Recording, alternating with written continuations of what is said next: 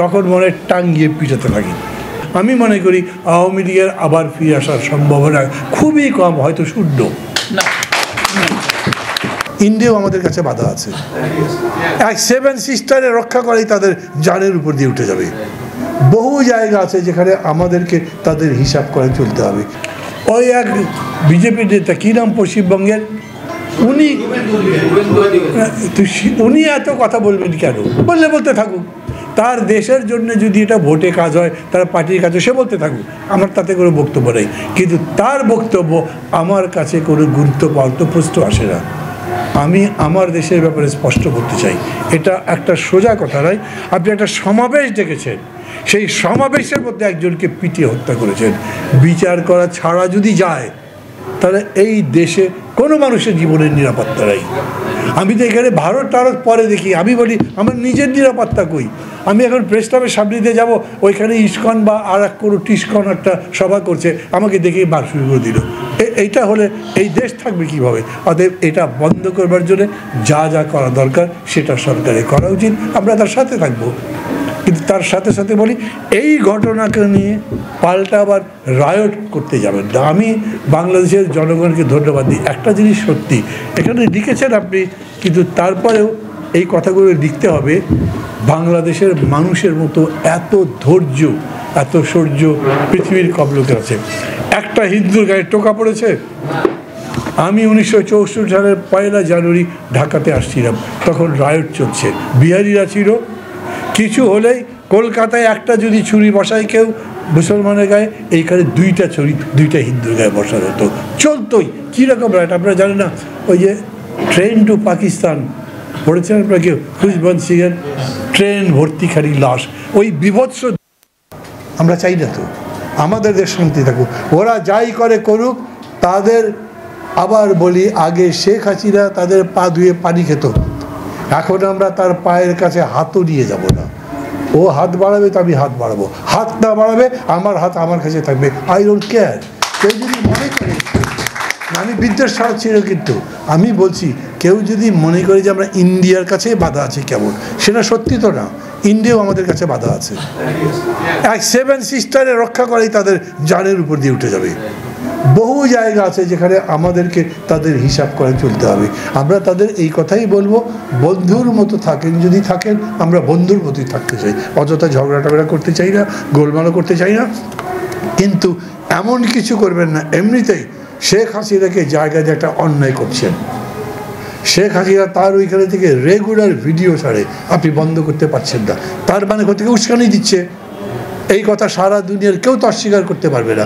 আপনি একজন পতিত স্বৈরাচারকে আশ্রয় দিয়েছেন, যিনি সেখান থেকে তার রাজনীতি চর্চা করছে, এইটা কোনো ইন্টারন্যাশনাল ডিপ্লোমেসিতে পড়ে না। অতএব আমরা তার বিরোধিতা করতেই পারি।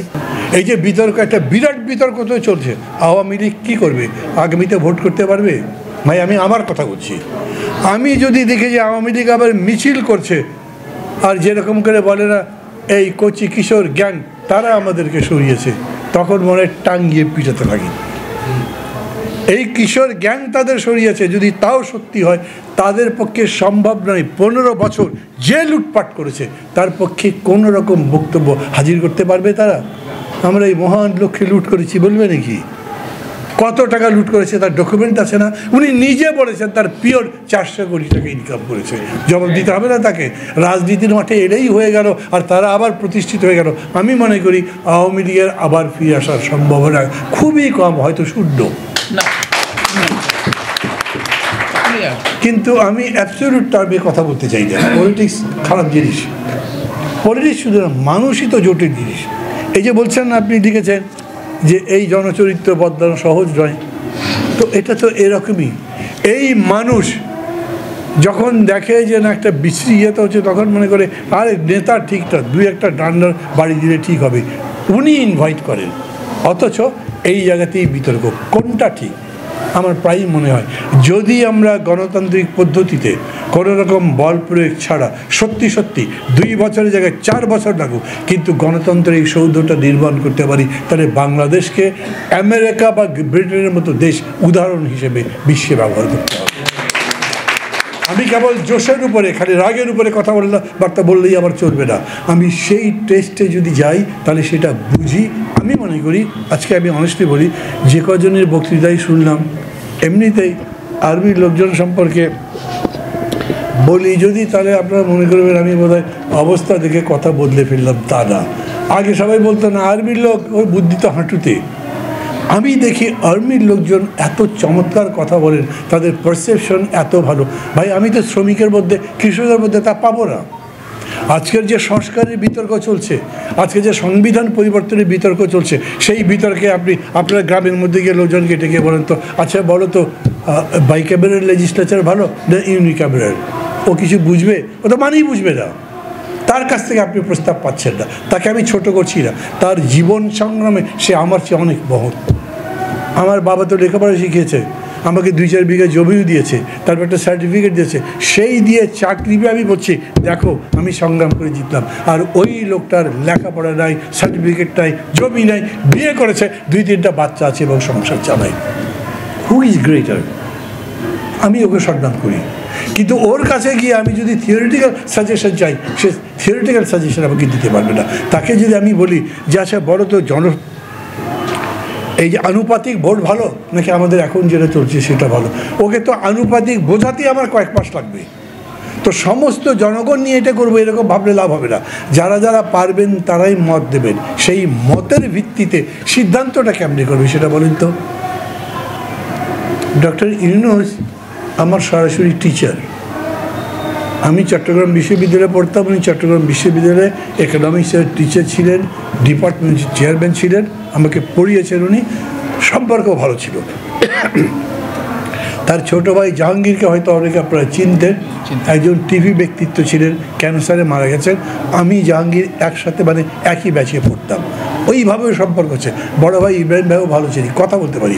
সো আমাদের যখন সংলাপ হলো তখন আমাকে জিজ্ঞেস, স্যার একটা কথা বলেন তো, আপনার কি ক্ষমতায় বেশি দিন থাকার ধান্দা টান্দা আছে নাকি? বলে কী বলো? না স্যার আপনি এত বড় হয়ে গেছেন, আপনার ক্ষমতায় থাকতে হবে কেন? আমি তো বলি নাই যে আমি থাকতে চাই।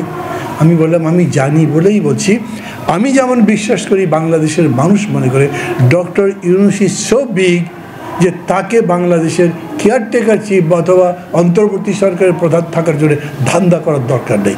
দেন ইউ বিকাম স্মলার। আমি এইটা বিশ্বাস থেকে বলছি। দেখেন আমি একটা রাজনৈতিক দল করি, আমি ডক্টর ইউনূসকে বা গভর্নমেন্টকে সার্টিফিকেট দিচ্ছি না এই লোকটা ভালো, তো ওর বিরোধিতা করেই তো আমার কিছু থাকে না। ভালো লোকের বিরোধিতা করেন কেন? আমি বরঞ্চ বলি আমার সাপোর্টটা আনরিজার্ভ না, একেবারে অবিমিশ্র নিরঙ্কুশ নয়। আমি আপনার দিকে চোখ রাখতে চাই। আপনি আমার চেয়ে বয়সে বড় হতে পারেন, শিক্ষক হতে পারেন, কিন্তু রাজনীতি আমি বুঝি যা অনেক কিছু আপনি বোঝেন না। আমি ওই জন্য আপনাকে শিক্ষক মেনেই সাজেশন দেব, এবং সেই ভিত্তিতে আমি বলেছি তাকে যে আপনি যদি নির্বাচনটা ভালো মতো দেন, দেশে গণতন্ত্রের ভিত্তিটা নির্মাণ করেন, মানুষ আপনাকে সম্মান করবে, কারণ এটাই মানুষ চায়। তাহলে আমাকে বললেন আমি সেটাই করব, দেখবে। আমি তার প্রতি কনফিডেন্স রাখতে চাই।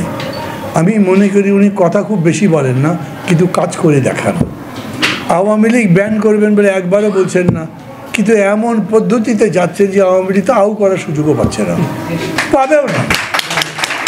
এত অন্যায় আওয়ামী লীগ করেছে, ওই শেখ হাসিনায় গিয়ে মোদির কোলে বসে থাকলেও কোনো লাভ হবে না। ধরেন এরপরে যদি আন্তর্জাতিক আদালতে মামলা যায় তাদের বিরুদ্ধে, আন্তর্জাতিক আদালত যদি আমাদের মামলা অ্যাডমিট করে, আন্তর্জাতিক আদালতে এই মামলার যারা যারা আসামি তাদের সামন করতে পারবে না।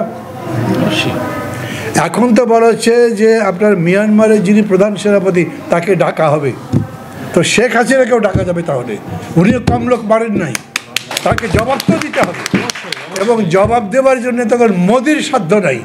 যদি ওইখান থেকে আন্তর্জাতিক আদালত তাকে আসামি হিসেবে ডাকে, মোদি আঙ্গুল চুষতে হবে, কিচ্ছু করতে পারবে না। আমার কাছে মাঝে মাঝে মনে হয় যে আমি যা ভাবতেই পারি নাই, ডক্টর ইউনূস হয়তো সেরকম অনেক কিছু ভেবে ভেবে কাজ করছেন। আগে কি হতো দেখেন, শ্রীলঙ্কার ক্রাইসিসের কথা অনেক শুনেছেন না? তখন সবাই বলতো শ্রীলঙ্কাকে কেউ টাকা পয়সা দিচ্ছে না, দেবে না। আমাদের গত সরকারকেও তো কেউ টাকা দিতে চায় নাই। আর ডক্টর ইউনূস মানে আগে টাকা দিতে চায় নাকি ঋণ দিতে চায় নাই, আবার বৈদেশিক রিজার্ভ শূন্য হয়ে যাচ্ছে। আমার ডলার থাকছে না, টাকার মান থাকছে না, দেশ চলবে কেমনে? তখন কোনো বিদেশি শক্তি আমাকে সাহায্য দিতে চায় নাই, কোনো বিদেশি শক্তি চায় নাই। কিন্তু ডক্টর ইউনূস গেলেন জাতিসংঘে, কি হয়েছে? $10 বিলিয়ন অনুদান দিয়েছে, ভাবতে পারেন? এবং $5 বিলিয়ন ঋণ দেওয়া হবে। আরে 15 বিলিয়ন হলে কি হতে পারে? ডক্টর ইউনূস বলেছেন আমাদের অর্থনীতি একটা সলিড ভিত্তির উপর দাঁড়িয়ে যায়। আপনি কি চান? দেশ ঠিক হোক চান তো? অর্থনীতিতে ভালো চান তো? উনি এই পথে যেভাবে যাচ্ছেন এইটাকে আগে ধন্যবাদ দেন। কিন্তু আমি আবার এটা বলি, ইকোনমিক্স মানে it is everyday business of life. প্রতিদিন আমি যা করছি সেটা আমার অর্থনীতির অংশ।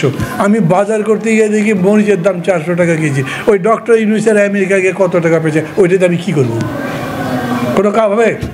$10 বিলিয়ন ডক্টর ইউনূসকে 6 মাস পরে দেবে, আমি 6 মাস মরিচও নাই, পেঁয়াজও নেই, চালও নাই, আমি ওই টাকা দিয়ে কী করবো? মানুষের এই ব্যাপারটাও দেখতে হবে। আমি 100 বার বলবো যে সরকার এই জিনিসের দাম যেরকম করে বেড়ে যাচ্ছে, মানুষের যে দুর্ভোগ হচ্ছে এটা মেটাতে পারছে না। তখন বলছি আপনি দাম যদি মেটাতে না পারেন, যত তাড়াতাড়ি পারেন ভোট দিয়ে দেন। আমি কিন্তু ভোটে জিতে যে ক্ষমতায় যাবো তার সুযোগ নেই, কাজে আমাকে কেউ বলবে না। বিএনপি বললে তো ধরবে, আমাকে ধরছে না। কিন্তু আমি বলছি কেন? আমি মনে করি ওই যে আমেরিকা আমাদের ফরেন সেক্রেটারি যখন গেছেন আমাকে তাকে বলেছে, দেখো আমরা ডক্টর ইউনূসকে সর্বাত্মক সমর্থন দিচ্ছি, কিন্তু আমরা তাড়াতাড়ি ভোট দিতে বলি, কারণ সময় যত বেশি হবে তত জনপ্রিয়তা কমবে। দাম না কমলে জনপ্রিয়তা কমবে না, প্রতিদিন বানাবার হলে কমবে না। এই যে ঘটনাটা ঘটলো, চিন্তা করতে পারে, ইসকন একটা সংগঠন নাকি? এখন ইসকন নিয়েও লেগে গেছে সবাই। আর তারপরে আবার বিরাট একটা বিবৃতি বিএনপিও দিয়েছে, কি না ও ব্যান করা যাবে না। ওটার অনুমোদন আছে নাকি ইসকনের? আমাদের রেজিস্ট্রেশন আছে, ইসকনের আছে, তো ওইটার আবার ব্যান করা কি? হ্যাঁ, একটা আপনি বলতে পারেন যে ভাই এখন কী করবে সেটা ঠিকঠাক মতো করে, যাতে উল্টাপাল্টা না হয়। আর আমার দেশের হিন্দু না বৌদ্ধ না খ্রিস্টান, তাতে মোদির কি? আমার দেশে তোর তো না, মোদির লোকটা কিসে? সে তো মোদির দেশের না, ভারতের নাগরিক তো নয় যে ভারতে এত বেশি কথা বলতে থাকবে আর তার জন্য আমাকে জবাব দিতেই হবে, তাকে সন্তুষ্ট করতে হবে। আমি একবারই তাকে বলবো, আমার দেশের জনগণের মধ্যে কোনো বিভেদ নাই।